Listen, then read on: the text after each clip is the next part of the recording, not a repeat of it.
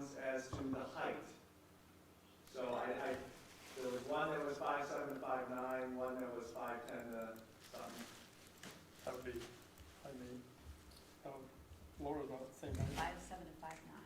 Did you look on the back of your gown? It says 5'7" to Is that what we 5'9". ordered? And then Seth's one was 5'10" to 6 something. What did yours say? Oops. That's fine, 5'10" to 6. We might have to. You can switch. We might have to. I didn't know. They dress it up. I have the same mask. Yeah, we'll try to. What's that? We're a little freaky. The outfit and then the mask. You'd be scared. 7 o'clock. We'll Are go. we ready? Yep. Is it time? Yeah. Yeah, that's what I was. I'm sorry. I apologize. Watch it slow. I'm ready. I'd like to call to order the May 21st, 2020 regular meeting of the Strongvsville City Schools Board of Education. Mr. Anagnostou, would you take the roll? Mrs. Bissell? Here. Mr. Grozen? Mr. Grozen is not here today because of a prior commitment. Mr. Miko? Here? Mr. Roberts? Here. Mrs. Housen? Here. For present. Please join me in the Pledge of Allegiance. I pledge allegiance to the flag of the United States of America and to the republic for which it stands, one nation, under God, indivisible, with liberty and justice for all. Next on our agenda are district goals. We have 3 goals: academic achievement and growth, financial prudence, community engagement. And I think it goes without saying that the COVID-19 pandemic is challenging all 3 of those goals, but we will rise to the occasion. Next on our agenda is public comment. Let's see if we have any on the... Cameron, I have the form up. Do you have the spreadsheet up? I do. Are there any public comments? Yes, there are. From Judy Tarr. Question on grade school distance learning. Are these assignments being graded, or if assignment is completed, credit is awarded regardless of any wrong answers or errors made? Do you want to go ahead, Cameron, and answer that? Sure. For our elementary school remote learning program, it is completion for the assignment. So the rule is that the students have an English language arts and a mathematics tic-tac-toe board. We're highly encouraging, it's not required, but we're highly encouraging families to submit the center square from each board as well as 2 additional squares of their choosing.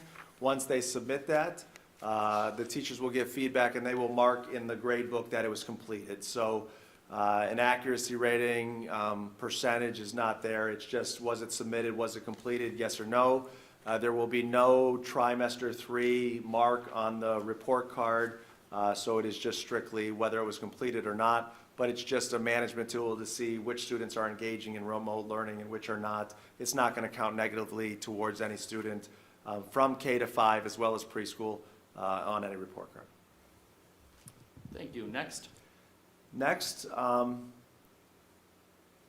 we have there were 4 separate submittals from Madison, Begany, what was it?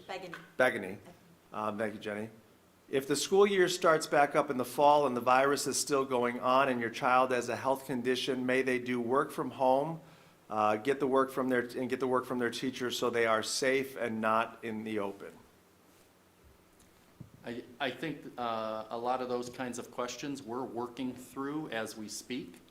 We've started some work groups to determine how we can do that, but I think it's fair to say to be decided. Do you have any other comments, Cameron? No, I think that covers it. The same person submitted 3 others, and I'll put these all together. Can you guys send something out for senior photos? Will you guys send out anything about parking passes for the high school next year? And will kids get their yearbooks this year? Sounding like this is a high school parent, Yes, yearbooks will be out. Yearbooks usually come out in August because they're still doing things for spring sports. So yes, yearbooks, if you purchased a yearbook, they would still be available. You can mail to your home. Oh, they're going to mail it to, thank you, Laura, Ms. Hausman. They're going to mail them to your home. So yes, you'll still get yearbooks. In terms of parking passes, that will happen at a different time. And as Mr. Micko said, we'll work through those details and communicate the alternative plan for those. And senior photos, I'll share that with the high school in terms of any information that they have that they can put on the website or put in one of the updates. And then the last question is by Rick on Wolf Run. And it's still loading on my laptop. What's his question? If we miss the locker cleanout date at the middle school, can we reschedule another time? Please just contact the building administration, Mr. Marino, Ms. Peters, Ms. Bailey. Yes, they will work with you to find a time to come clean out if you are unable to come this past week. So just give them a call or an email and they'll work with you to get the items. And I'd just like to say at this time, at our buildings, our elementary buildings, we still have a number of schools that have a number of bags left because families have not picked those up yet. Our building administration has been making phone calls to those families to remind them. So as a reminder, every elementary classroom, we bagged up their belongings, put a label on it, and so we want to make sure that all of that gets back to the rightful owner. So if you're an elementary parent or a preschool parent and did not go to the school at all to pick up your child's belongings, please also contact the school and they will find a time for you to come and pick up the belongings so you can have those moving forward. And that's it for public comment. And I'm guessing you did not see anyone in the lobby, George? No, I did not. Okay, moving next to recognition.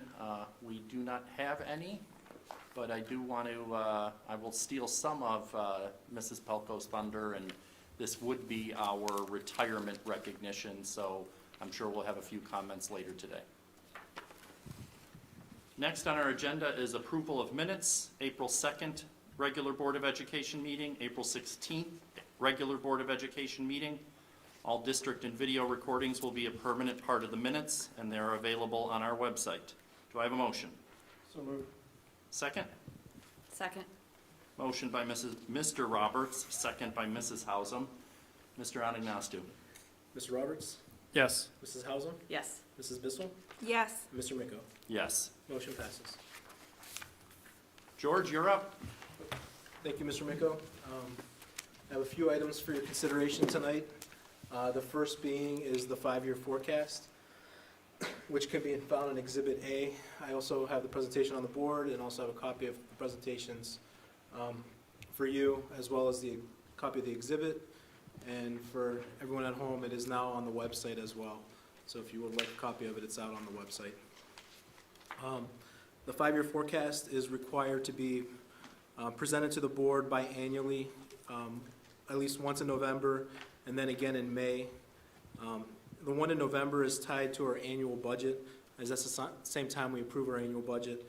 And the forecast in May is for the current fiscal year, it's updated based on the trends that we're seeing and starting the process to build next year's budget as well. And the out years are based on budget years. The forecast is subject to change as our assumptions are based on the best knowledge that we have at the time we build the forecast. And as we go from November to May and May to November, things change. And as this year, quite a lot of things changed that changed the forecast drastically from the previous forecast.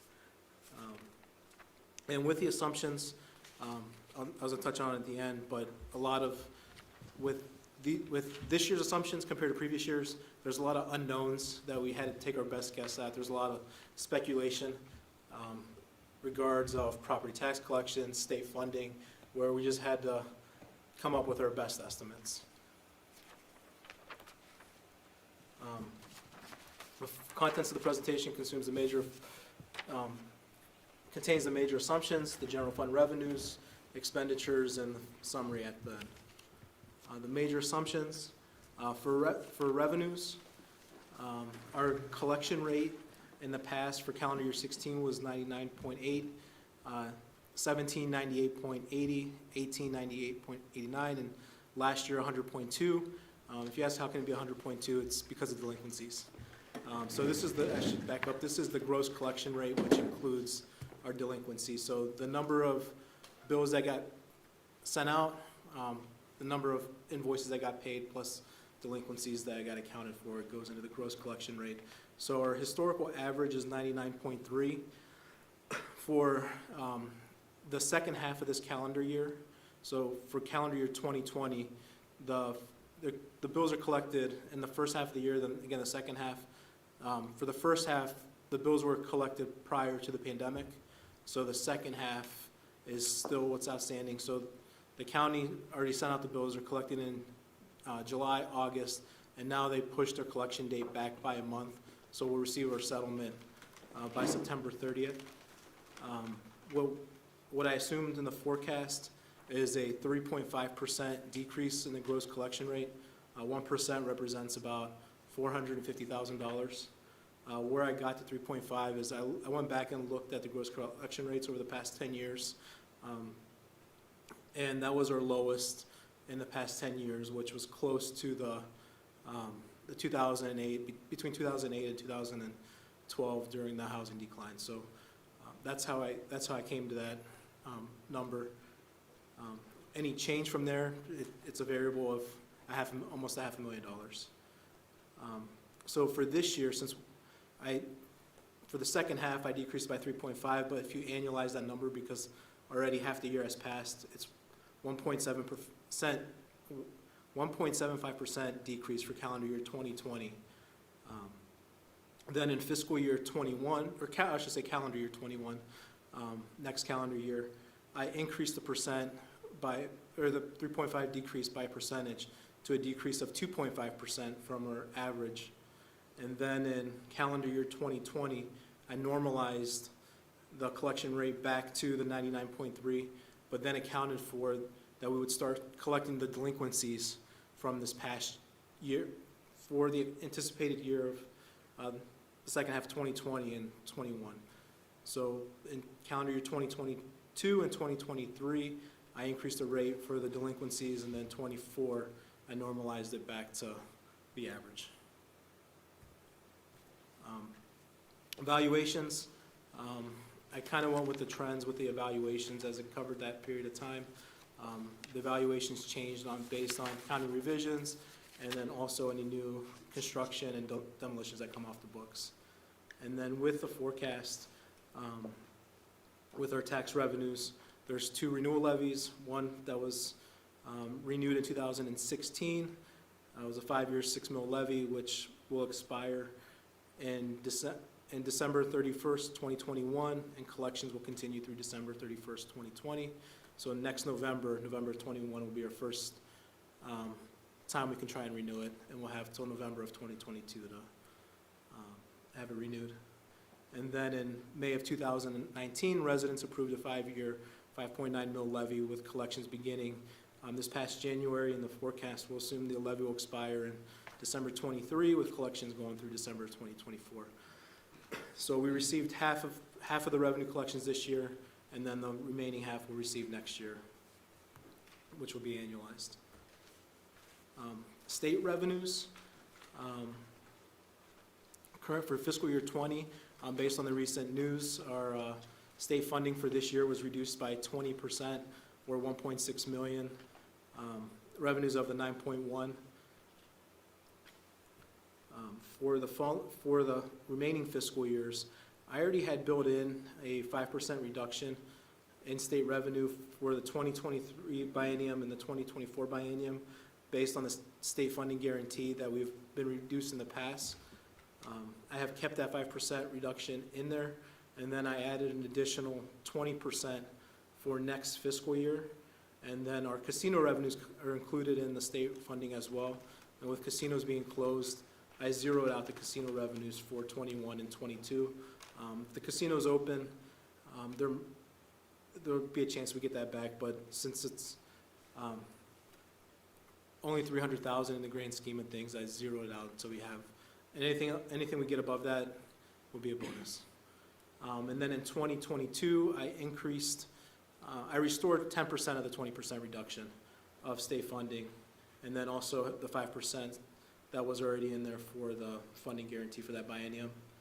And then in '23, I restored the remaining 10%, and then '24 back to 100%. And this 20%, it's speculation. They reduced us 17%. The hope is that for this upcoming year, they reduce us the same at least the same percentage or less than we got this year, hopefully not more.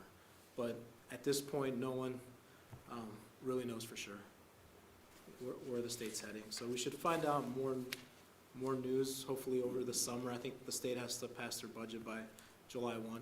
So even during a biennium year, that's right around the time we find out what our state funding is going to be.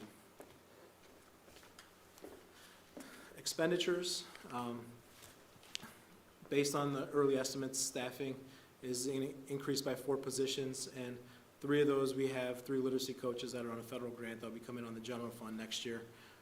We're trying to get that grant extended 1 more year, so that may not be the entire 4, and then the additional 1 was various positions that netted out to an additional position. The forecast assumes all union agreements as currently defined. Healthcare for next fiscal year, we're going to see a 3% increase, and then for fiscal years 22 to 24, I have an annual increase of 8%, which is an industry standard. Even for this year, our increase was was a little over 5%, but since we had savings in our self-insurance fund, we were able to utilize some of the reserve that's in there to offset the increase.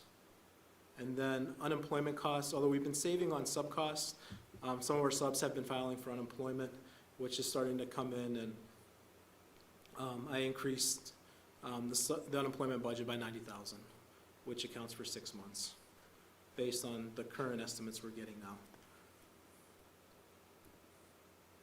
Trends from the previous forecast up until now. Our revenues were projected at $78 million.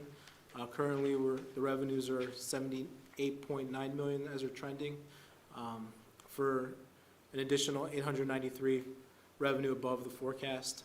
The majority of it is from the local tax collections, was a little bit higher for the first half of calendar year 2020 than anticipated. Net of the state funding loss that we received of the $1.6 million, and also net of additional all other revenue of the $1.8, where that was accounted for. We received $700,000 in prior year refunds between the county and the Bureau of Workers' Comp, and then the TIF agreements that we've had as well throughout the year. Expenditures. The 5-year forecast in November anticipated expenditures to be $74.8 million. Currently, they're trending at $72.1 million, about 3.6 million, or about 3.6% under the forecast, and it's made up by a few items. For salaries and benefits, we had about $400,000 due to open positions, $500,000 in savings due to substitutes, overtime, supplementals, and merit pay, $200,000 in savings in healthcare plans due to change in enrollment, and then $100,000 savings in the workers' comp premium rebate adjustment.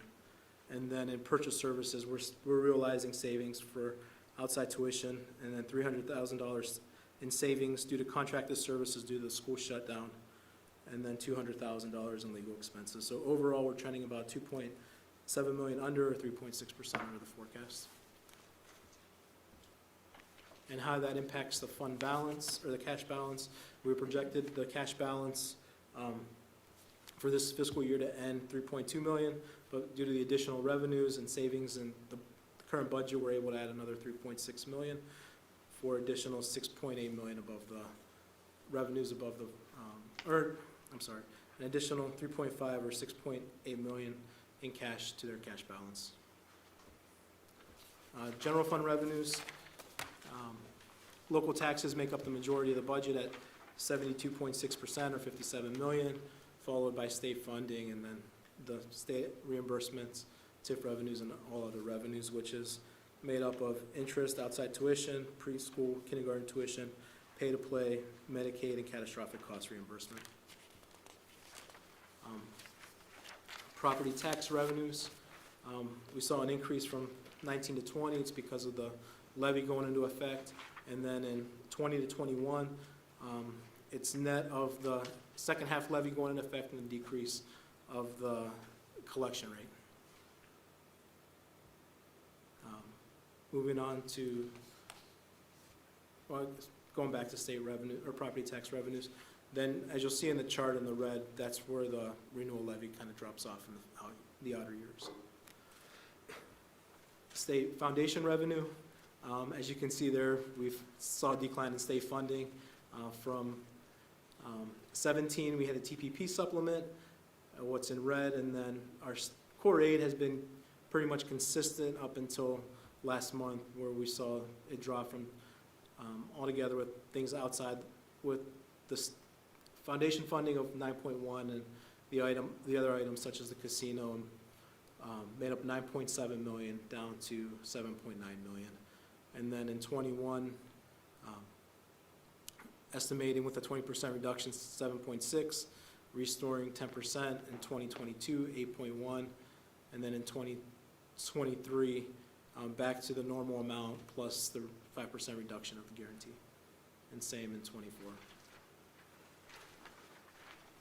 The state hold harmless reimbursements, property tax allocations, those are the homestead and rollback, and these have been consistent throughout the years. And the red in 23 and 24 is due to the renewal levy. All other revenue is made up of the TIFs that were in the blue bar, and then the other revenues that are in the red bars. The other revenues are going to decrease, or projected to decrease from 2020 to 2021 by 1.3 million, which is primarily due to the refunds that we received this year of 700,000. Interest revenue, due to the market conditions, current year interest, we're trending about 700,000, and the forecast I have built in 300,000. In kindergarten tuition, I made an estimate that it's going to be less than this year based on the unknown of next, still to be determined. Any questions on revenues before expenditures? Expenditures, where does our money go? 81.4%, or 58.7 million, goes into salaries and benefits. That's, as we're people industry, that's where majority of our budget is in salaries and benefits. And then purchase services, material supplies, equipment, and other objects. Salaries are projected to increase by 5.67% from this year to next year, and it's due to a combination of items such as adding back the savings for this year, and then our negotiated agreements for the step and COLA increases. And then each year's, the projected trend is based on the COLA and step increases. Benefits, the biggest chunk within the benefits is healthcare costs, and the increase for healthcare costs from this year to next year is the 3% increase, plus adjusting for any savings that was received this year, and then SCRS and STRS will increase slightly based as their percentage of salaries, and they'll increase along with the salaries. Purchase services, the biggest chunk of the purchase services is tuition to other districts. This year we're paying out about 3.3 million in tuition. Next year we're anticipating about 4 million, and the increases are based on the following. $200,000 increase in charter school deduction, which has been the annual estimate, or the annual trend. $200,000 for our special ed tuition and settlements, $100,000 for college credit plus based on prior estimates, and then there's also $230,000 additional from prior years for the scholarship due to St. Joseph and John's being under the Peterson agreement. So depending on how many kids sign up for that agreement under SJJ, that number could go down. And all other purchase services that make up the green bar are based on our contractual services such as nurses, North Coast Therapy Solutions Behavior, suburban transportation. This year we realized the savings due to the shutdown, as we're currently they're not working, they're not being paid. Materials and supplies, this makes up about 1.8 million of the spend this year. Next year, it's projected to go up 400,000, and the difference is the textbooks. This year and last year, we didn't use 100% of the budget, so it's restoring the budget back to 100%. And then other objects, transfers and advances. This year, we're projecting about 2.5 million, and again for next year, 2.5 million.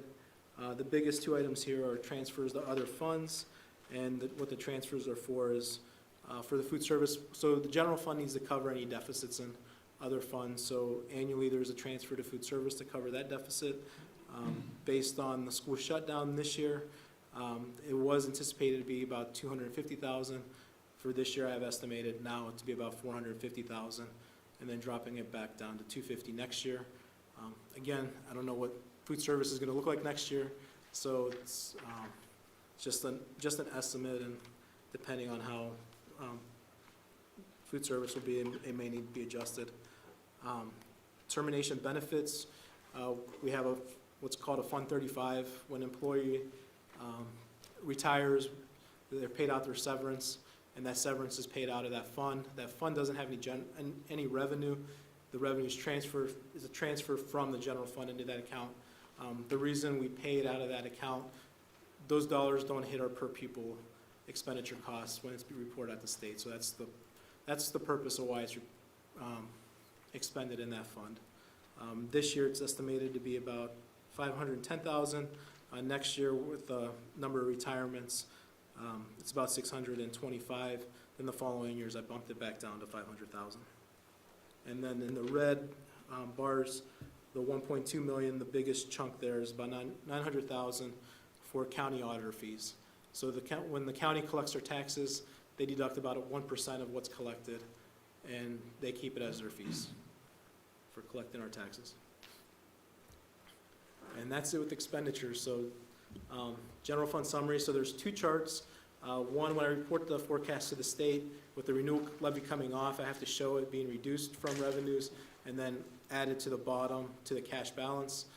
Just so the forecast flows nicer, I'm going to go to the second chart that keeps the renewal, assumes the renewal levy is a part of the revenues. So due to the additional savings we were able to realize this year, net of the state funding reductions, our revenues over expenses is about 6.7 million. And although we are being hit with a pandemic, with the recent passage of the levy, currently we're trending in we're in a good financial condition compared to a lot of our peers. We have a good cash balance that we're able to weather the storm. We're able to weather the storm if it lasts for a couple of years, and if hopefully we get back to normal sooner than later. Still, as I mentioned earlier, there's still future potential impacts, as some of the assumptions were just speculations. For example, tax collections could change, reductions in state funding can change, staffing can change. Mr. Ryba is going to present something in his presentation about workflow groups and how school might look like next year, so that's all dependent on what our staffing is going to look like. So there's a lot of things that are still unknown, and when I present this back in November, hopefully we have a little bit clearer picture. So that's all I have with the, I'll turn it over for any questions. Does anybody have any questions or comments? So I do want to share with the public, first of all, thank you to George. We have spoken quite a few times in the evening for the last 2, 3, 4 weeks. Normally I feel bad because normally I'm interrupting, but you've done a lot of work on this 5-year forecast for obvious reasons to try to get our hands around what we expect to deal with. I do want to caution that although it seems at this point in time this year was a financial benefit, it comes at a cost. And I think all of our parents and all of our students understand that cost. And those dollars, I don't see them as, saved dollars. I see them as opportunities that we're putting a dollar amount to, and I have a feeling that in the next couple of years we're going to need to adjust to make up for some of those lost opportunities. Depending on what the future holds, we may need more technology services, we may need more personnel services in different ways.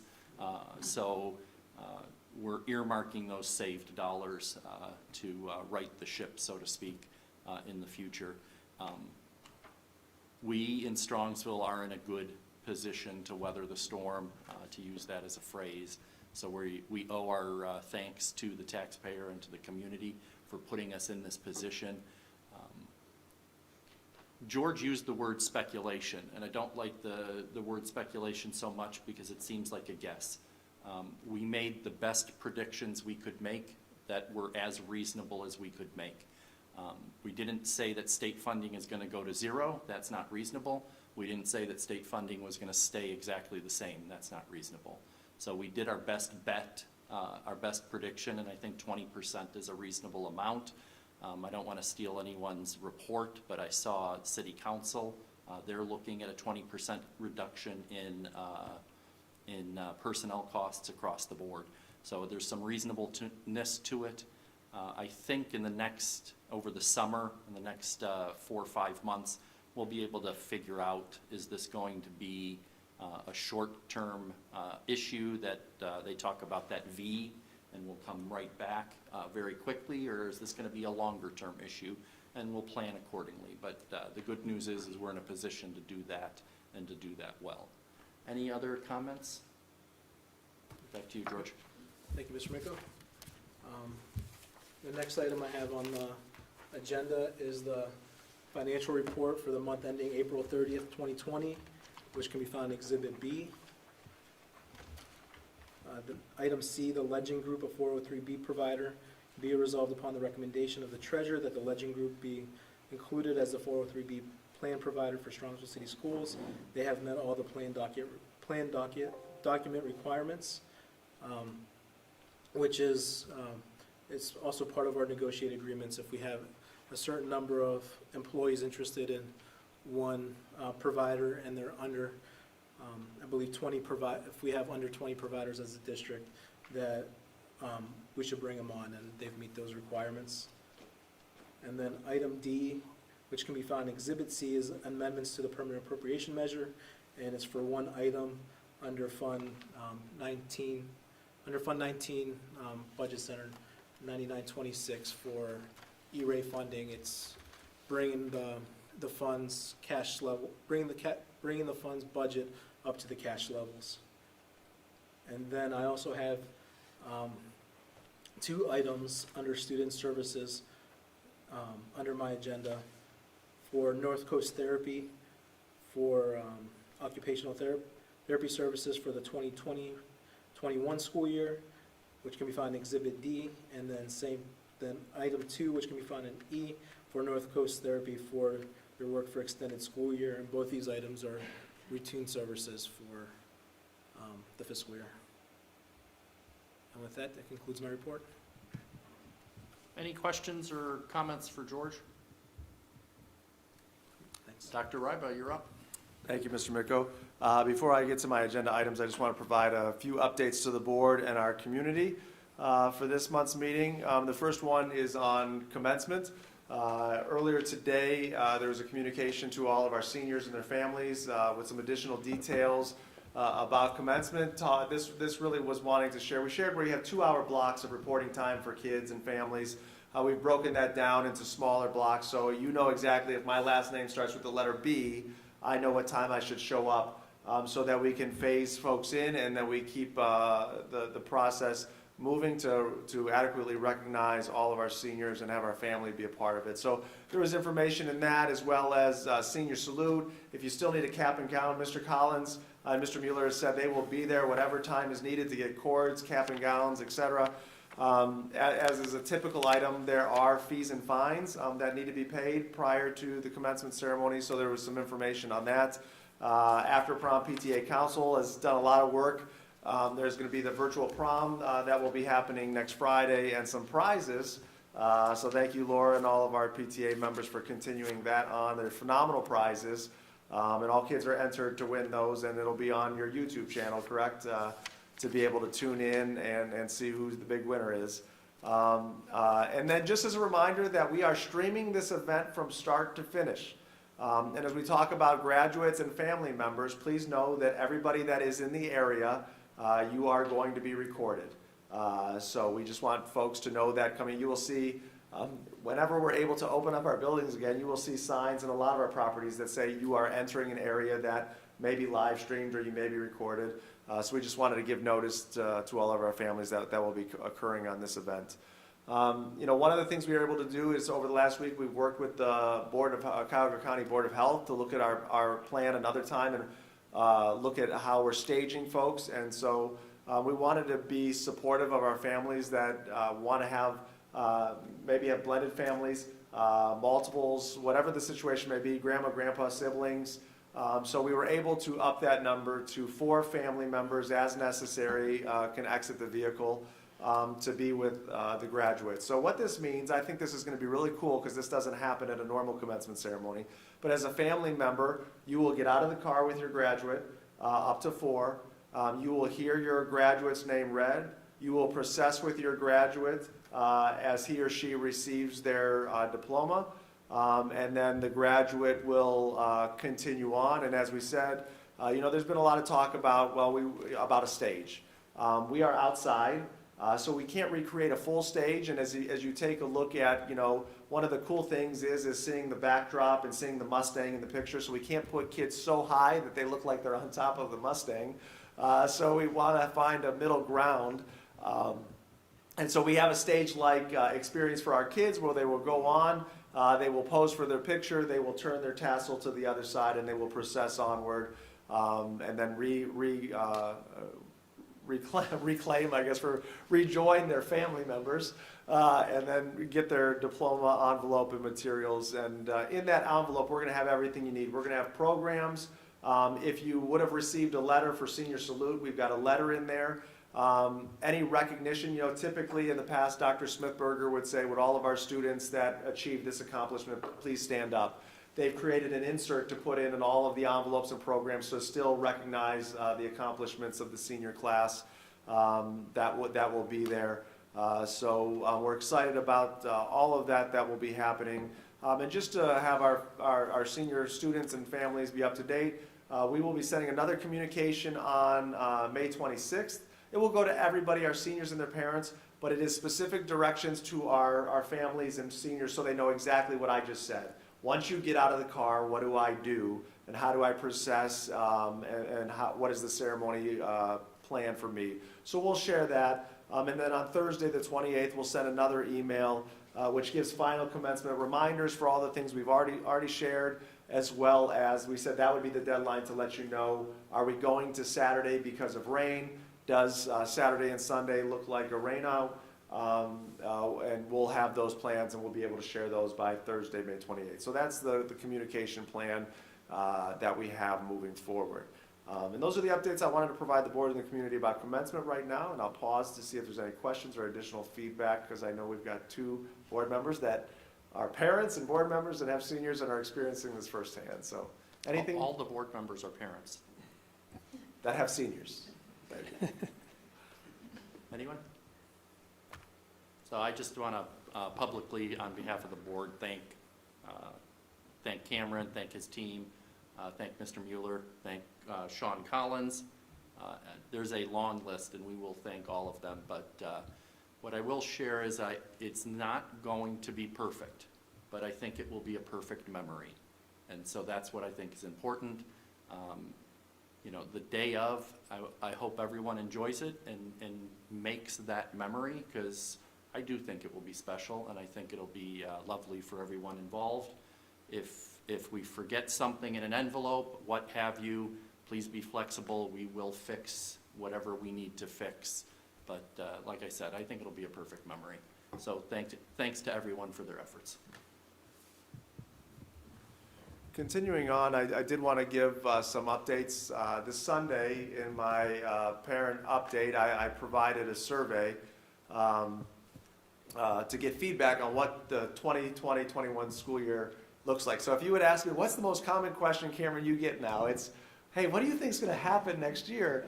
and I really don't know. As you said, we have educated predictions as to what's going to happen, and we're preparing for that, but we're also preparing that these plans need to adjust and adapt sometimes on a daily basis. So, our governor made announcements today about what is able to happen with sports. That can start on Tuesday. We heard it for the first time today like everybody else. And so, we're working on how are we going to communicate with staff, what are we going to share, what timeline do we need to work with the league to get in to say, when can basketball and football and all these sports start to get together, because the governor and his team released a document and said, you guys are good to go. Well, we're not good to go.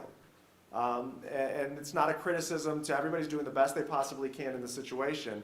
But these are things where it takes us some time because it says you can open it up, but you have to have Board of Health approval, and you have to have a plan, and you have to have safety precautions in place. So we're working as quickly as we can. But as we go into this and look to 2021, this is going to be our new reality as things are going to change rapidly. So one of the things that I want to share with the community, and this slide kind of encapsulates the framework or the parameters we have to work within, is that we will have a lot of local decisions. A lot of what's being shared either nationally or throughout the state or locally is guidance documents. But there is one document, and I shared some snippets of it in my parent update, and got confirmation that this is accurate earlier today, that there are health and safety requirements that are a part of the Ohio Department of Education's plan. Right now, there's 11 items that say this is what you have to live under, and those are the rules that, yes, we have local control to say, how do we live under those? But one of those says that all folks on property, whether in a building or on a bus, must wear a face mask at all times. I know that I shouldn't say nobody, a lot of people have concerns about that. Until that changes, that's the parameters we have to work within. Right now it says we will maintain a 6 feet distance from other students and adults and so on and so forth. Until that changes, we have to plan for 2021 having a 6 foot distance on school buses, in classrooms, in cafeterias, as we enter or leave the building. So those are rules that we have to follow. And we must adhere to those parameters. And as I've talked about, those parameters will evolve, and so will our plan. So please understand that we're all doing the best we can, but things that I say that may be factual on May 21st may be completely wrong on June 21st, and we will keep you up to date as much as we possibly can. And as Richard says all the time, and I appreciate it, if we all start with positive intentions and practice kindness and compassion and understand that we're finding out the same time as the general public is, then we can move through these and navigate these waters together. One of the things that's also asked of me frequently is, are you advocating on behalf of the city of Strongvsville and the kids of Strongvsville for reasonable and practical restrictions? And what I want to share with you is, yes, I am. I'm not the type of person that's going to publicly put on Facebook or Twitter, here's the letter I wrote to the governor, or here's the conversation I had with state board members or the state superintendent. I will share that I'm advocating for you, but we also foster positive relationships with legislators and those people in leadership positions to have a great relationship so we can work with them. I know that when I get communication and they include everybody in the world on it, it puts a different spin to it. But if I can work with people in small groups, we can maybe get some headway. So just as a general theme, I have communicated with the governor, his administration, and the state superintendent on multiple occasions about our finances, about commencement, about restrictions that we have in place. We are also a member of a group called the Alliance for High Quality Education, many similar districts to Strongvsville across the state. We have conference calls weekly. In the last 2 weeks, we've gone through the 11 restrictions that are in place right now, and we have provided thoughtful feedback and concerns and questions about how do you expect us to implement these restrictions in a practical manner in a school district. Just as an example, you want us to maintain 6 foot social distancing and face masks at all times. Please help me to understand how we do that with 5-year-old kindergartners, or even high schoolers for that matter. And how we run transportation when you're saying at max you can have 1 student per seat. how are we going to do that with available bus drivers and buses and manage it in a time in the city of Strongvsville with the traffic that we have? So we are advocating, and instead of me as one individual advocating, we're advocating as a network of, almost 100 school districts and 100 superintendents that are communicating with our legislators, communicating and have a seat at the table with weekly meetings with the state superintendent and governor to share these messages and to share these concerns. And so one of the things I would say is if people say, well, does this really work? Well, the graduation requirements that our students now have across the state was the proposal developed and put forth by the Alliance for High Quality Education. So it does work, it has worked, it is working because of the relationships we have. But I want everybody to know, and I speak for the board because they advocate on the community's behalf as well, is that we're not just going to sit here and throw our hands up in the air and say, well, it is what it is, we're just going to sit and take it and do the best we can. We're going to continue to advocate and put pressure and ask meaningful questions. But at the end of the day, when the state says you will do this, we have to do that within the parameters that are set. And that's what we're working to do. So, we've sent out a lot of surveys as a school district. This is the most popular survey we've ever sent out. Had 1,200, as of this morning when I put this together, 1,275 parents completed the survey. So obviously it's an important topic, and we greatly appreciate the feedback that was given. And I'll share this in my parent update on this weekend so everybody could see the data. But you can see this is just the breakdown of the percentage and the numbers of parents at each level. So a good representation, heavy at the elementary level, but good overall representation from the district. Preschool, we have about 110 families there, so that's a good number for the preschool. So the most popular, we asked a bunch of questions in this survey, but the most popular one was, we provided 4 options for what school can look like in the fall. And I just want to say this. I know we've provided 4 options that nobody wants. But we have to pick the least offensive of these 4 options or come up with a 5th creative one that we want because as you take a look at 6 feet social distancing, concerns about students moving in the hallways, talk about not having students eat in the cafeteria, talk about students not going at the elementary level to special area classes but staying in a class all day and special areas rotating to them. And if you look at 6 feet social distancing, you're cutting our class sizes in half. So how do we manage that with those restrictions? And so we gave the options of, every child would attend school every day on a half day, kind of like kindergarten. You're going to go in the AM and you're going to go in the PM. Option 2 would be that you attend school every other day. I gave the example of like the middle school of Green White Day. The next option was, and this was what the governor suggested, kind of a 2 days on, 3 days off. It could look a variety of different ways, but I just suggested one of, we'd have a group that would go Monday and Tuesday. They would do remote learning Wednesday, Thursday, Friday. We'd have a group that would do Thursday, Friday. They would do remote learning Monday, Tuesday, Wednesday. Wednesday, the district would be shut down for students. It would be a cleaning, disinfecting day. And the last option was, staggered schedules, shortened days. So we have one grade level coming in at one time, another grade level coming in at another time. And so this just gives the overall votes or feedback from strongly approve to strongly disapprove. But if you break that down into percentages of positive, so what I did is I said strongly approve and approve as a positive rating. I kept neutral as neutral and disapprove and strongly disapprove as a negative rating. So if you take a look, you could see that the 3 options, we could toss out the staggered start, right? Nobody likes the staggered start, that end option, very clear. But the positive rating between the 3 options of half day, every other, or 2 days on, 3 days off, the most popular was 2 days on, 3 days off, but relatively in the same ballpark there. If you add in the neutral into that positive rating, the trend stays the same, but it bumps it up a little bit, and then I put the negative response there for just as an information point to be explicit about it.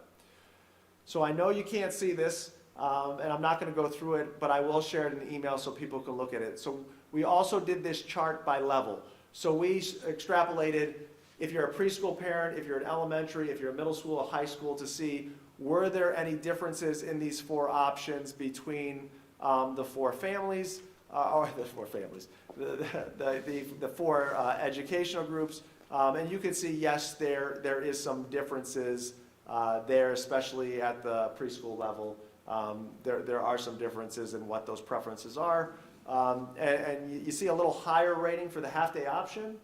You know, not to put any hypotheses on there, but that's what they're doing now at the preschool level, so that sounds, you know, pretty familiar. And obviously, elementary is a little different, but as you get to the secondary level, the trends hold or get a little more consistent there.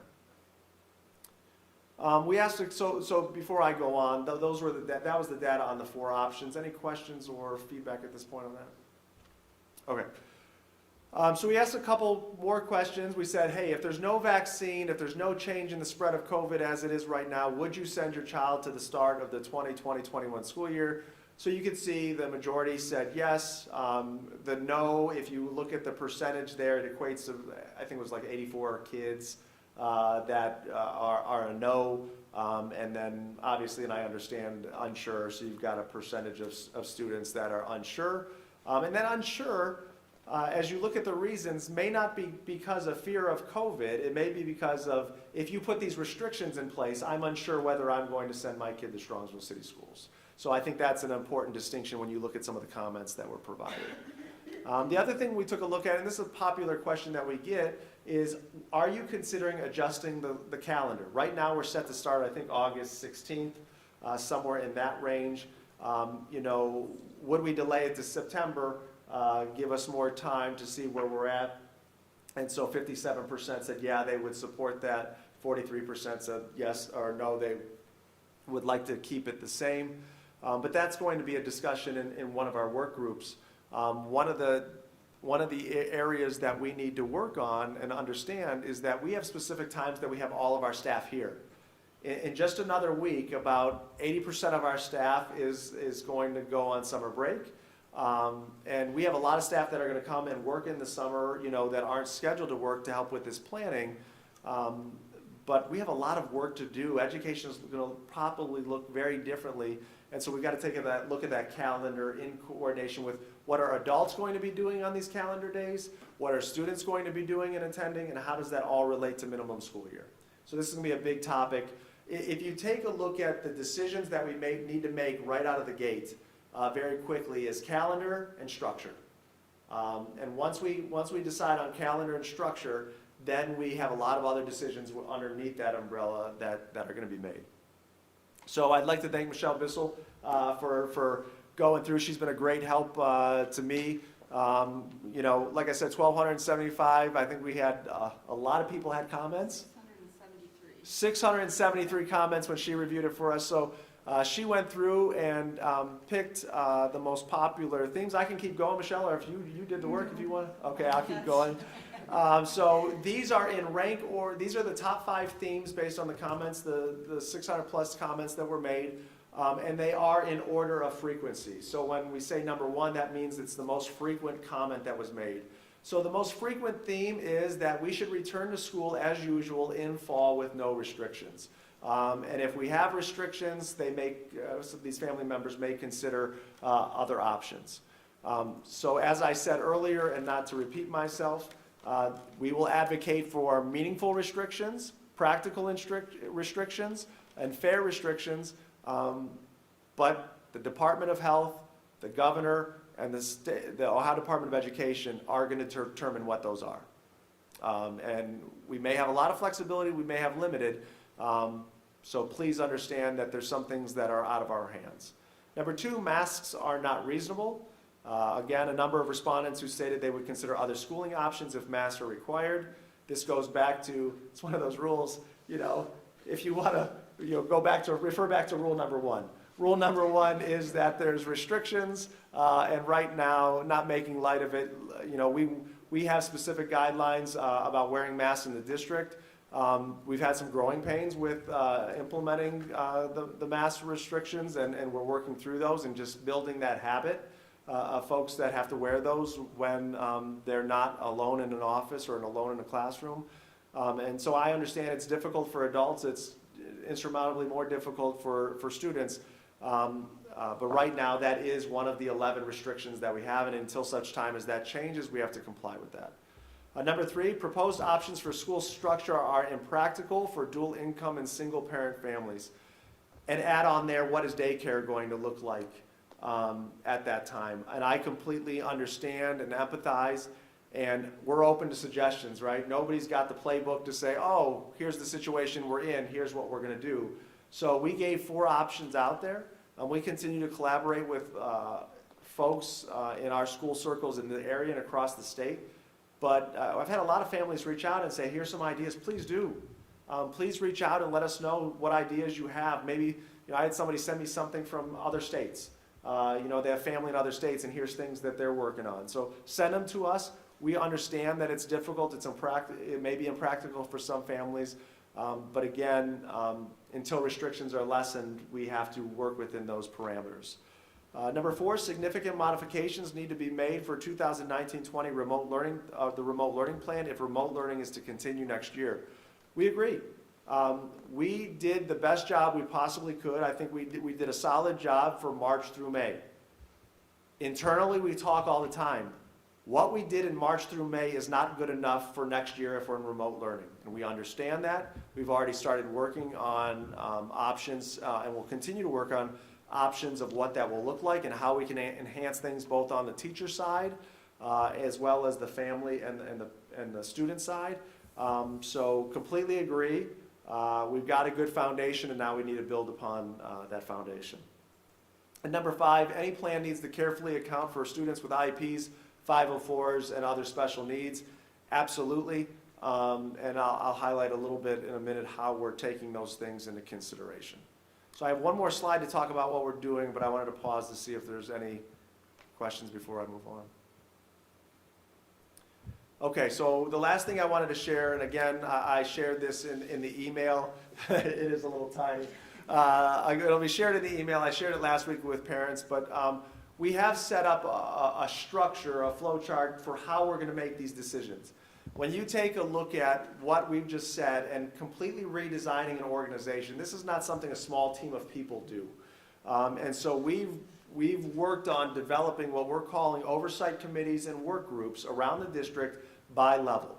So preschool will have an oversight committee, and then they'll have work groups, and those work groups say that there will be an educational programming work group, and there'll be a building operation. So just as a quick example, educational program means what does remote learning look like? How are we going to take care of the needs of our students with disabilities or 504s, our students that are English language learners? What technology do we need to make this work? Building operations mean how are we going to get the kids off the bus and into the building? How are we going to handle recess? How are we going to handle lunch?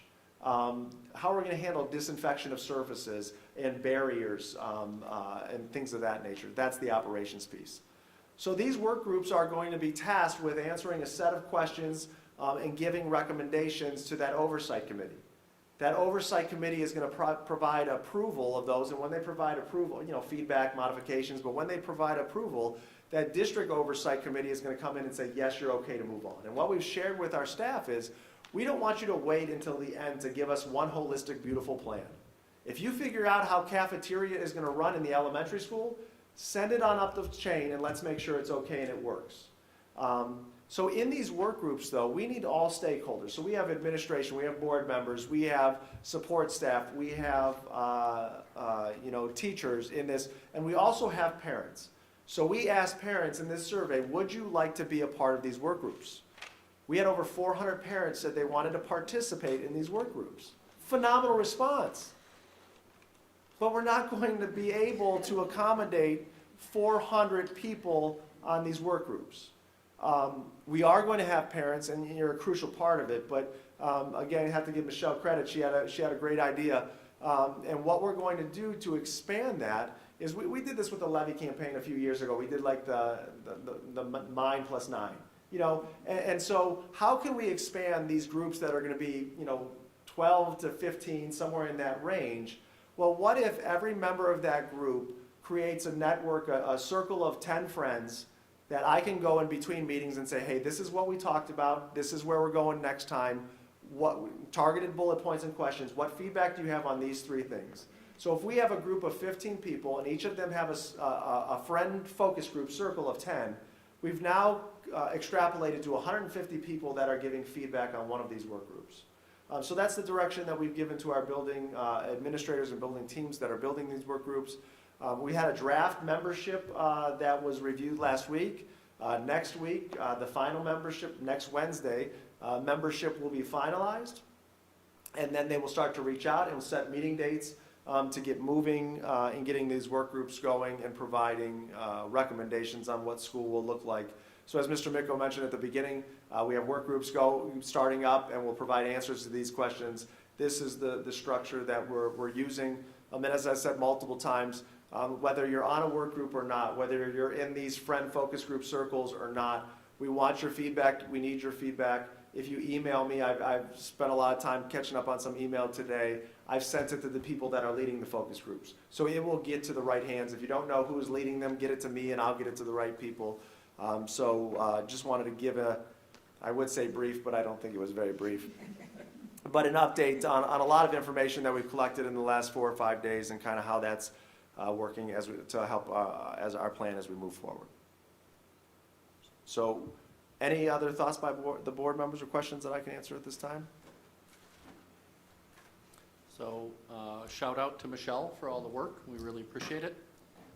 I will share, just to kind of summarize, whether it's the pandemic, whether it's anything, a lot of times what we read and what we see in the public, everybody has an agenda, everybody has a side, and it's about being right or wrong or what have you. We have a national election coming up, and everything that's going on in the pandemic seems to be a proxy for that, or vice versa. Speaking for myself, speaking for the district, we have an agenda. It's a defined agenda, and that's to do right by our students and our parents. And, whether it's masks, whether it's impractical or what have you, we're going to advocate as well as we can for our students. I've been struggling with the idea of, when's it going to go back to normal? When are we going to have normal education? And ultimately, I decided that word doesn't serve us well. And the word I've been using is, we want our education to be as much as regular as it can be. The most ideal thing for us is to be able to have kids get on buses, go to school, be with their teachers. At the end of the day, get on that bus, go home, be with their family. That's regular. We're going to be prepared. We can't predict the future. We can't predict the exact flavor of it. But with this worker group, with everybody being involved, with everybody sharing their ideas and working towards that common goal, we will be prepared as well as we possibly can be. And come fall, whether it's August, whether it's September, what have you, come fall, we will be prepared. For my purpose, it doesn't do a whole lot of good to argue, is this the right approach? Is this, is Columbus being too restrictive? Is Columbus being not restrictive enough? We will be prepared to do the best we can to deliver the best education we can for our students as safely as possible. And I want to make sure everyone understands our agenda is to be successful with our students. So if that means, being quiet with Columbus, but working a back channel to get a practical result, we'll do that. If that means advocating with a press release, we'll do that. But our goal, our agenda is to do what's in the best interest of our students' education. You may continue. Thank you, Mr. Micko. We have 2 items for your vote under my section tonight. Full-day kindergarten tuition reimbursement. Be resolved upon my recommendation that due to the COVID-19 closure, a credit reimbursement of full-day kindergarten tuition be issued for 20 days, rounded up to the nearest 10th dollar, not to exceed $250 per student. Do I have a motion? So moved. Second? Second. Motion by Mrs. Hausum, second by Mr. Roberts. Any discussion? George, do you want to just give us a little bit of commentary on how we got to the number? Yeah, so we came to the number is, we started with the preschool tuition. So the preschool tuition, our baseline, there was 1 month, and 1 month of the 9 months equated to 11%. So then we looked at the kindergarten tuition, and we apply that same methodology of the 1 month, and took 11% of the kindergarten tuition, which equated to about $242, and we rounded up to, we took the number of school days, 11%, and it equated to about 20 school days. And then we took a per diem per day, and then we multiplied it out by the 20 days and got to 242, and we rounded it to 250 for an even number. So our baseline is consistent with preschool. Thank you, George. Any other questions? Take the roll. Mrs. Hausum, Yes. Mr. Roberts, Yes. Mrs. Bissell, Yes. Mr. Miko. Yes. Motion passes. Next, a memorandum of understanding. Be it resolved, the recommendation that the memorandum of understanding between the Strongvsville Board of Education and the Strongvsville Education Association as stated in the exhibit be accepted as stated in Exhibit F. Do I have a motion? So moved. Second? Second. Motion by Mr. Roberts, second by Mrs. Hausum. Any discussion? Like everything, we have to have agreements, and I do want to thank all of our teachers, and as represented by the board, the Strongvsville Education Association, but I want to thank everyone for their efforts. It's reasonable. It's in the best interest of our students. Hearing no other conversation. Mr. Roberts, Yes. Mrs. Hausum, Yes. Mrs. Bissell, Yes. Mr. Miko. Yes. Motion passes. Moving on to business services, we have one item. Be it resolved, my recommendation that the Board of Education accepts the proposal of Guarantee Trust Life Insurance Company through Love Insurance Company as the student insurance program for the Strongvsville City Schools for the 2020-21 school year. Be it resolved further that all students participating in interscholastic and intramural activities shall either purchase the appropriate insurance coverage or present a waiver signed by the parent and guardian. Such waiver shall release all in authority or in charge from any liability resulting from medical claims as stated in Exhibit G. Do I have a motion? So moved. Second? Second. Motion by Mrs. Hausum, second by Mr. Roberts. Any discussion? George, can you just, this is for students who choose to buy this Correct. if they don't have Insurance. other insurance. Right, it's an optional insurance for the student athletes, or as a student. I think it's just for students, sorry. Interscholastic and intramural activities. Right. Any other questions? George, take the roll. Mrs. Hausum, Yes. Mr. Roberts, Yes. Mrs. Bissell, Yes. Mr. Miko. Yes. Motion passes. Moving on to curriculum, the first item is a correction, and this is a correction the board has previously approved. We were supposed to have a trip go to Germany, Austria, and Switzerland this June. Obviously, that's been changed based on the pandemic, and so we're updating. It's that same exact trip, no additional cost to our families, and they have moved those dates from June 4th to 15th of this summer to June 17th through 28th of 2021. Under number 2 is an Inmentum contract. Inmentum courseware is a program that we utilize to provide online educational services for credit recovery or other courses to help support our students. We started the Strongvsville Academy, 3-4 years ago. This will help continue that for the next 3 years. So it'll be utilizing credit recovery for the Strongvsville Academy programs. The total cost is $66,879, which will be broken down into 3 payments of $22,293. As we look at items 3 through 6 on the agenda, we've read that with the board in my weekly update. We have, every year we have to update our handbooks. So we have our early learning preschool handbook, elementary, middle school, and high school handbook. The only handbook that is still out there is the athletic handbook. We just needed a little more time to finalize that one. So that will probably be on the upcoming June agenda. Number 7 is a student-teacher agreement that we entered into agreement with a student-teacher agreement between Baldwin Wallace and Strongvsville City School District to be approved as presented in Exhibit H. And then moving on from there, that we accept a student-teacher from Baldwin Wallace to be with Vicki White in the math department at the high school on the dates listed. Questions on the curriculum report? I was just going to share that I I did read the middle school and the high, I read all of them, but I read the middle school and the high school planners, and it might be interesting over the next year to revisit those in light of the remote learning, in light of the reliance on technology, et cetera, and see whether they make as much sense in our newer world. That's good feedback. Thank you, Mr. McGill. Ms. Pelko, she oversees that with the building administration, so she'll take care of that. Going on student services, we do have one item. Be it resolved upon my recommendation that the Board of Education enters into an agreement with Solutions Behavior Consulting to provide behavioral intervention services for students with disabilities for the extended school year, as shown in Exhibit I. And I would like to mention that Mr. Trujillo has done a wonderful job. We've got approval. Extended school year is a program that we provide to students that qualify, that have individualized education plans.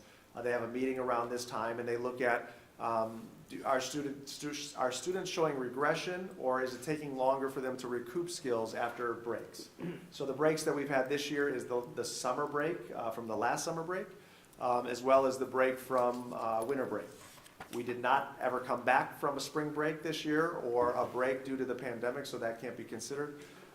But based on the stay-at-home order, there was a carve-out for targeted educational programming services.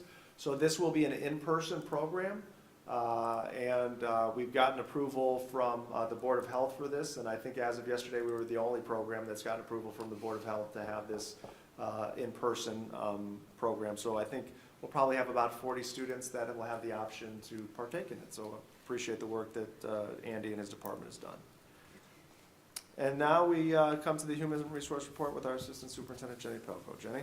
Thank you, Dr. Ryba. As Mr. Micco stated at the beginning of the meeting, I do want to take a minute and recognize our retirees. Although we've had them in the agenda already, we normally would recognize them this evening at our May meeting, and unfortunately, due to obviously the circumstances, we're pushing that back to our June 25th board meeting with the hopes that at least maybe they can come in with their family and be recognized. But that being said, not all of them are able to attend that, so I just wanted to publicly recognize them, take a few minutes here and recognize all of them collectively. So administratively, we have Mr. Joe Mueller. He is our current high school principal. Although he only served 1 year with us, he's been in education for 45 years total, and finally officially retiring this year. So we thank him for his leadership over the last year with us. As far as teachers go, we have Denise Abood, a kindergarten teacher at Whitney. She's served here for 15 years. Mrs. Sharon Baker, English teacher at the middle school, 27 years. Eve Hollander, Title I teacher at Chapman, 6 years with us. Kathy Jordan, science teacher at the middle school, 30 years with us. Pat Cook, music teacher at Chapman, 22 years. Chris Rafe, first grade teacher at Chapman, 36 years for Christine. Karen Sherwood, gifted intervention at Kinsner Elementary, 18 years. Patty Stakes, third grade teacher at Whitney, 41 years. Jody Thome, a first grade teacher at Sarrar, 12 years. And then for our non-certificated staff, Mr. Gary Adler, athletic custodian at the high school, 16 years. Sue Barris, bus driver, 28 years. James Blagg, custodian at Muraski, 14 years. Deb Bierman, special education aide at the preschool for 21 years. Deborah French, bus driver, 29 years.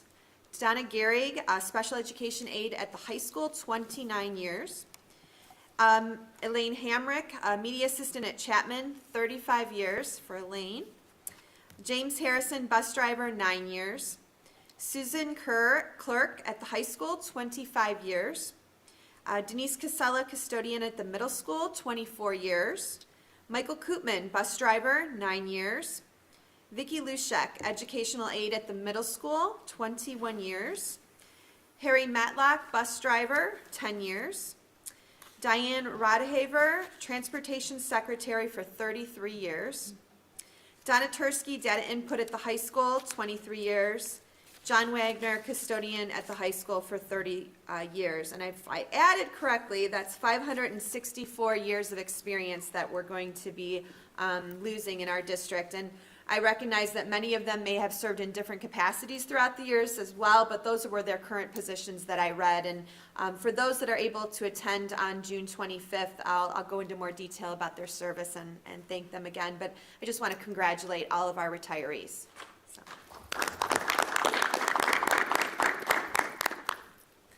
All right, and with that, I will start my report. So under Human Resources this evening, I have the following items for your consideration. We have under E1, the abolishments of non-certificated staff members. Under E2, non-renewal of contracts for our certificated substitutes. And these are our contracts that are long-term substitutes that we don't renew at the end of the year. Under E3, appointments for certificated summer school. We have 2 summer school teachers that will oversee our remediation courses through Plato. Appointments for non-certificated summer school for a clerk. Continuing under E3, we have the appointment of a certificated staff member, and appointments for non-certificated staff members. These are our on-board instructors. Under E4, changes in status for certificated full-time equivalent. Change in status for certificated recall from reduction in force status. We have changes in status for non-certificated reduction in force. Under E5, job share for certificated staff members at Maraski Elementary. Under E6 are our contract recommendations for the year. For our administrative team, we have a 2-year contracts, 3-year contracts. Contract recommendations for our certificated staff, these are continuing contract recommendations. And continuing contract recommendations for limited contracts, certificated. We have 1-year limited contract effective for 2021 school year.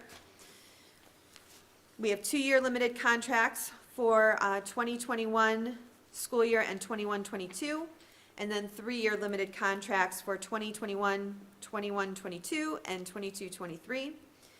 Contract recommendations for leadership. We have a 1-year contract and then 3-year contract recommendations.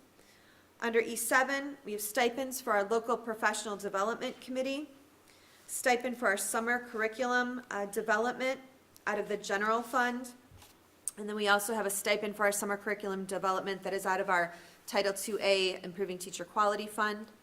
Under E8, we have leave for disability for non-certificated staff. Under E9, medical leave for certificated staff, medical leaves for non-certificated staff, and under E10, unpaid leaves for non-certificated staff. And that concludes my report unless you have any questions for me. Jenny, if you can just update a little bit. I know we abolished some positions, but that's more due to a reorganization to increase efficiency and effectiveness of the employees and evolve our human resources. So if you can just highlight that quickly for the board and the community. Yeah, so that was under my E1 for abolishments for non-certificated staff. So basically, how the contract works for our OPSI staff is you have to kind of abolish a position and then recreate a position under the contract. And so one of the things that I will give, kudos to our operations manager, Mr. Stephen Breckner. He has looked at our custodians that are assigned to athletics, as well as our truck driver, and tried to reorganize the work that they're doing and created 2 new job descriptions. So we are going to recreate an assistant maintenance, 2 assistant maintenance positions out of that. So we abolished the 2 custodians assigned to athletics and will recreate assistant maintenance. So what that means is they'll be able to do a little bit more. They will still take care of our athletic facilities and the grounds, but they will also be able to help in the maintenance department. And, for the people that get that position, learn some new skills and be able to assist our maintenance department, who's done a phenomenal job here in our district. As far as the truck driver goes, we'll replace that with an event custodian. So instead of having an athletic custodian, we'll have an event, so that person can prepare the internal or the inside of the buildings. So if we have a volleyball game, basketball game, they'll be in charge of preparing that. as well as if we have other, custodians maybe that aren't there, and are sick or call off or whatever, they could also do other duties within the building to cover those things. So it's really it's gonna save on overtime. It's going to just, again, have a more efficient operation of the things that we do. So those are those positions. Many of them the rest of them actually have to do with classroom aides. And so two of the positions had some older titles, and since we redid the contract with OPSI the last time, we created our aides in different categories. So now not every special education aide has the exact same job description. So two of them were title replacements, and one of them had 6.75 hours. It was the only aide that was 6.75, so we wanted that more in line with what we have, so we made that a 6.5 and then changed that title just to the MM aide that we currently have, so it mirrors the contract. The second one, again, going to replace it with an MM or an MI aide at the middle school. So we're just, same positions, we're just flipping the titles there. And then there were some needs, so we evaluated with the special education department. We have MI aides, and then we have MIs with RBTs. And so when you have that RBT endorsement, what that means is it's somebody that specializes in behaviors and able to help students that may be exhibiting some challenging behaviors and can work with them one-on-one. And there's a lot of training that's involved with that. And so based on our needs for this upcoming year, we found that we don't necessarily need that at Chapman. We have enough coverage there, but we needed it at Sarar. So we looked at, retirements of people and kind of just shifting those things around. So we're shifting an RBT from Chapman over to Sarar, and then creating just an MI aide at Chapman. And then kind of the same thing with the high school. We had an MI aide at the high school, but found that we didn't need that, so we recreated that position at the middle school where the needs are. So just getting into really the details of what we truly need, and they're not new positions per se, but replacing things and making everything more efficient. And so just to wrap up the conversation, this is the weedsy stuff that Jenny's department gets into, but if you take a look at our board agenda, there's a recommendation for solutions behavioral consulting. Prior to training and building our own pool of special education aides that are registered behavior technicians, that's what RBT stands for, we had to pay to bring in outside employees for that service because we didn't have the capacity built in our district. So even though we still need that support because of the scope of needs that we have, the cost that we have with solutions behavior consulting have decreased because we've built our own employee force that has those skills and services for a more effective rate than it would be if we contracted with an outside service. So those two things kind of go hand in hand in the agenda, and is ultimately providing great service to our students that have behavioral needs at a reduced cost to the district because we're able to have that internally provided rather than contracted out. If I may just throw in a couple extra comments. We need to, the language is the language. You abolish a position, you add a position. We're still following that guideline of being very cautious with our staffing levels until we understand what's going on. It's important to thank not just Jenny and Steve, but also Paul and his leadership. Paul takes pride in with the OPSI group, and so I want to make sure we thank Paul for that, because there was some conversation. It had to be agreed by both sides, but Paul has always come that all of the OPSI employees are here to do the best they can for our students, and I think it's not just the dollars and cents of shifting from behavioral consulting to internal staff.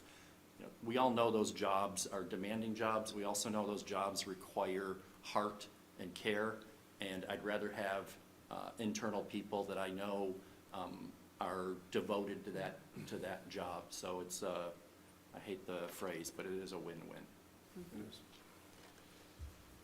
For the last section under my report, technology, typically, representatives of the technology department come in and share this, so you're gonna have to bear with me this time. But the overarching three items are that we get E-rate funding. E-rate funding is a reimbursement program we get based on the dollars we spend towards different technology platforms in the district. And so we can utilize those dollars towards these purchases. So if you take a look at, it says in the agenda for each of these that it's part general fund, part E-rate funding. So it's about 2/3 E-rate funding, which means reimbursements, non-taxpayer dollars. About 1/3 of it is general fund dollars. So I will stay out of the techie language and just kind of give you the way that I understand it. And Richard, you could jump in if I say anything incorrectly. So the first project they want to use these dollars for is to replace our district firewall. It's getting older, and we need to bolster that. So that first one is be resolved upon my recommendation to approve agreement between CHI Corporation and the district to replace the district firewall. This includes equipment, professional services, and premium support at a cost of $29,572, subject to E-rate discount as found in Exhibit J. So that's the firewall, that's security of our network. Number two is about access points. You know, one thing we hear from our high school kids is we can never get on the Wi-Fi, or, you know, it's slowing down. So what this is doing is we have different, because the high school renovations, we have different companies that have different access points. So what this one is doing is it is getting the high school for all on the same Wi-Fi platform, the same, in my layman terms, the same hub for the router, the Wi-Fi. I'm struggling here, Rich, because it sounds like I know what I'm talking about. It's the same cell job I use. Thank you. So it is getting the same equipment in the high school, and then it's also preparing we're going to prepare 3 elementary schools by running the new cabling to have the new access points available. So for number 2, be it resolved upon the recommendation that we approve an agreement between Southwest Security and the Strongvsville City Schools to replace and configure all access points at Strongvsville High School, provide training and perform a wireless survey of high school after installation, and replace all cabling at 3 elementary schools at the cost of $119,649.50, subject to E-rate discount as found in Exhibit K. The last one here is about bandwidth. So we want to prepare, right now we have 1 gig of bandwidth. We want to prepare to have increased bandwidth, and to do that we need to have better switches to handle this. So this is buying some new switches, and then we'll use the old switches and put those to replace some switches that are in worse position than those are. So be it resolved upon the recommendation that we approve an agreement between TTX Teletronics and the Strongvsville City Schools to upgrade switches to multi-gigabit Ethernet ports at a cost of $85,824, subject to E-rate discount as found in Exhibit L. And Mr. Miko, you can go and correct everything I've just said. You did David gave you good notes. Thank you. He So did. You did a nice job. I'll just, enjoying the technology. This is important. I mean, whether we're remote learning, a hybrid, or back to regular education, the technology continues to become important for us to do the job that we're doing. Just from a practical standpoint, these are big ticket items. If we don't use the E-rate dollars, we lose the E-rate dollars, and that would be a shame. So we need the technology upgrades. We always need to stay current to do our job well, and it makes sense when we can to use other funds. In this case, the E-rate federal funds to pay for that. Does anybody else have any other questions on this? And with that, that concludes my report. Any general questions regarding Dr. Ryba's report? Moving on, we have myself with the report on Polaris Career Center. I want to give a couple of shout outs. The Strongvsville Middle School, along with some of the other middle schools in the Polaris Consortium, received the Project Lead the Way Distinguished Distinguished School Gateway certification or recognition for 2019-2020. To get that recognition, we need to offer at least one gateway course at the middle school, have 50% of the student body participating, have 25% of the students advancing to high school and participate in units at the high school, and then have strategies in place that support making sure that we are allowing the Project Lead the Way program regardless of race, ethnicity, poverty, gender, etc. But we want to make sure that everyone's taking advantage of that. But we're all very proud of the middle school program and how well the middle school takes advantage of that program. So congratulations to them. 90 Polaris students were inducted into the National Technical Honor Society, which is the highest award for excellence in career and technical education. To qualify, you need to have earned all A's in your Polaris program. You needed to maintain a 95% or higher attendance rate, and you needed to maintain a 3.0 cumulative grade point average for Polaris in your home school district. And I'd like to give a few shout outs. If I mess up any names, just email me so the next time I recognize you, I can do it right.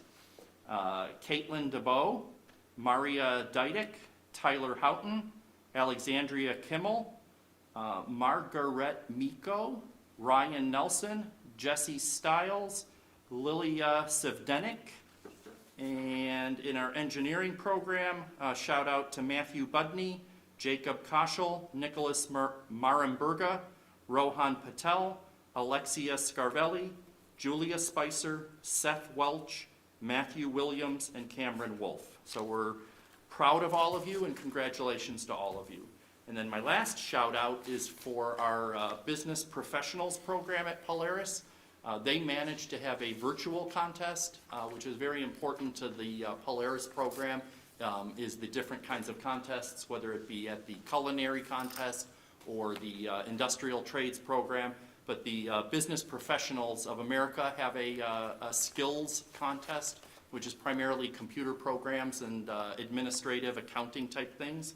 And I'm proud to announce that Kevin Weeder, who's a senior at our high school, received first place for advanced word processing. So I wanted to congratulate Kevin. If you remember when we visited Polaris, Kevin was one of the students who showed us his program and was a great ambassador not only for the high school, but Polaris in general. So we congratulate him and we wish him well. And that completes the Polaris Career Center report. Next is report on legislation. Obviously, COVID-19 and the pandemic is occupying everyone's attention in Columbus, in Strongvsville, in the country, and in the world. I did notice that the state Senate had some hearings about what we're going to do with education come fall. Lots of different people were at the State House giving testimony on what we should do or how we should do that safely. I do want to give a shout out to Senator Matt Dolan, who's the head of that committee, and thank him for all of his leadership. He has been doing yeoman's work protecting our interests. So if you get a chance, please thank Matt. And that concludes my report on legislation. Board liaison reports. Do we want to start with Michelle? Sure. As Dr. Ryba mentioned earlier, we know that things are changing daily, so what I'm going to covers all the month of May. There were 2 meetings for City Council on May 4th and then on May 18th, so some of the things have already been outdated, but I'm just going to let you know kind of where they stand. So at the May 4th meeting, they let everybody know that a lot of the rec employees had been furloughed, which comes as no surprise as the rec center is closed. But now that things are starting to open again, they're in current process of how do we get this back going and rolling and get those employees back to work. So that changed rather dramatically in the month. Similarly, but this is more recent, at this past meeting, they announced that they're going to have to give a 20% reduction in salary to some of the bargaining units. That is not finalized yet. It was being finalized this week, but you should know that the city council members and the mayor also took that 20% cut to stand with those people that have had some setbacks right now. Also in the community, you may have heard most of these things already. There won't be any fireworks this summer. The ribbon burn-off has been canceled, and all the rec-sponsored summer activities have been canceled at this time. And the final piece of report comes from Southwest General.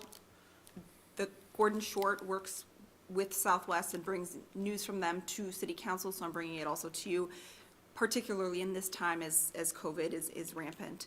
And we should note too that Southwest has things under control. We have got the numbers to where they're manageable. So they have currently tested 470 people for COVID.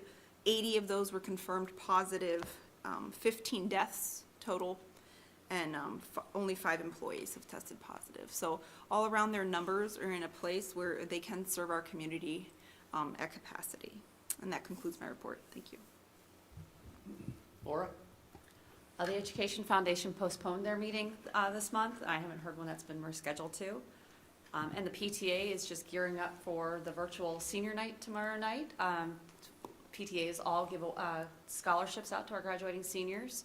So we'll be doing that. And then at 11 p.m., we will be doing our virtual after prom, where we will be handing out 25 prizes to our seniors. So tune into our YouTube channel to see if you're a winner.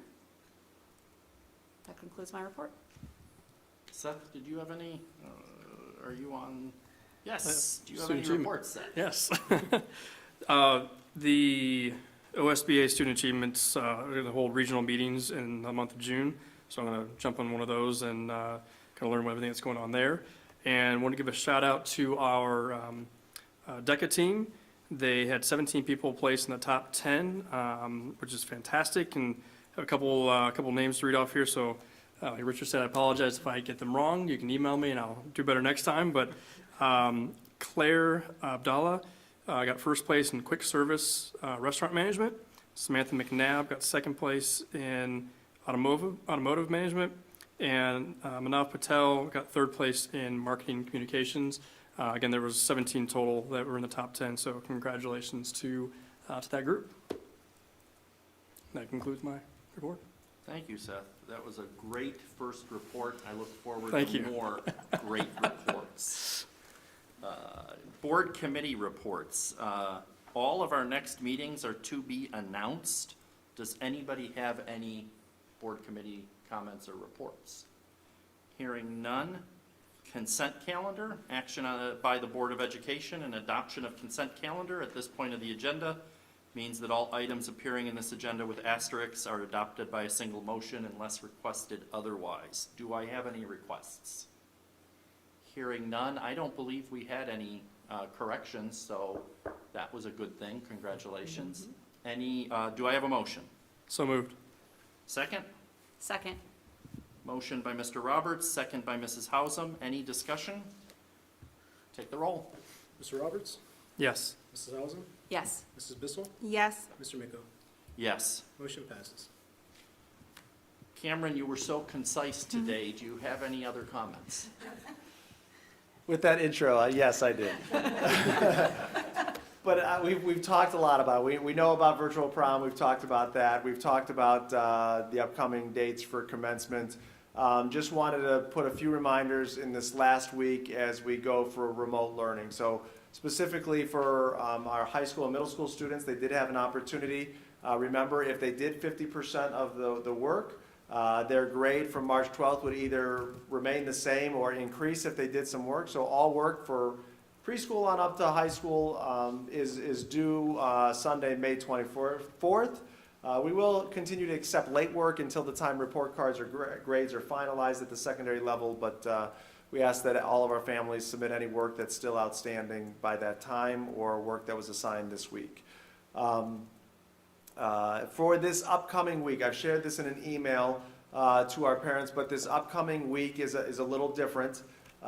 We understand that I'm a parent of 2 boys, and we are all getting done with remote learning, mentally and with the actual work that's being assigned. But May 26th, this is meant to be a low-key, fun, take a look at it this next week if you want to, utilize it into the summer. But we are, all of our classes, except our senior classes, that are senior only, will provide work on the website again for our families. Nothing will be required to be submitted.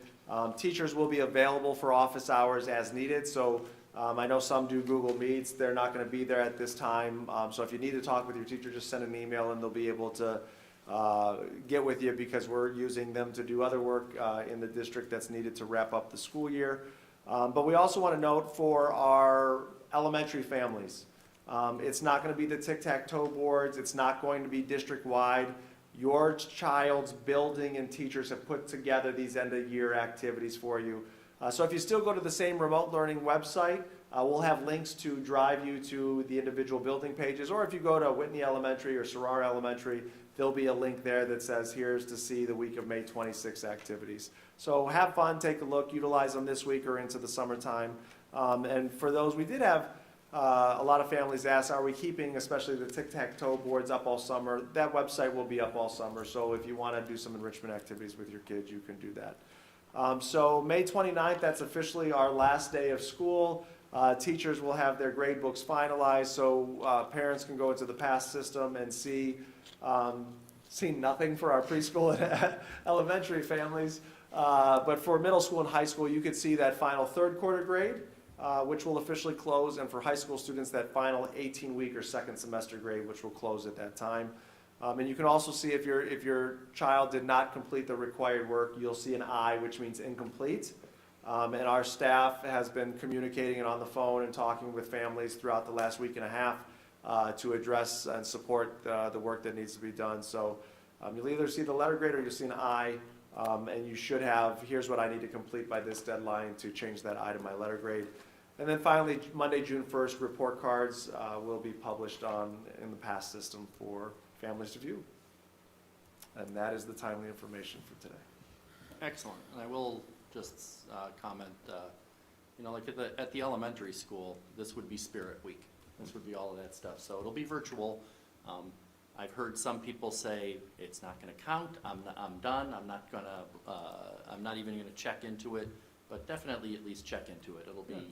It'll be memory making type activities. Board of Education other. Do we want to start with Michelle? Nothing. Good. I do have one other. And if I can quickly get it up to, there it is. So Monday is Memorial Day, and I did want to at least acknowledge the sacrifice, the ultimate sacrifice those in the military made for us. But where did it go?